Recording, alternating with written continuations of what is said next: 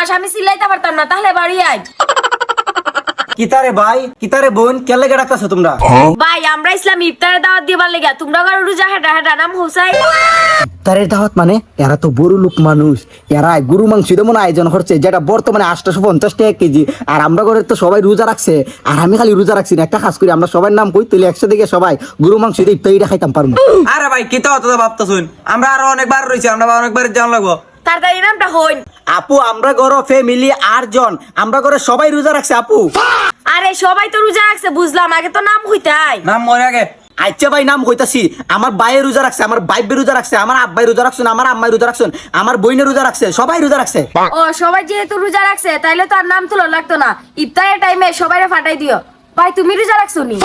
আমি রোজা রাখছি না মানে, আরে আপু এটা কিতা কইলেন, আমি সব রোজা রাখছি। আর এই রোজার দিনে যারা রোজা রাখে না, আর রূপে টাটা করুক। তোমার ফ্রিটি কিতা বললো? তার মানে তুমি রোজা রাখছো না, তোমার আর ইফতার দাওয়াত দিতাম না, তোমার ইফতারে আমরা খাইমু। ওই মিয়া কাল দিয়ে রোজা রাখছি মিয়া, নাইলে বুঝলেন আজকে।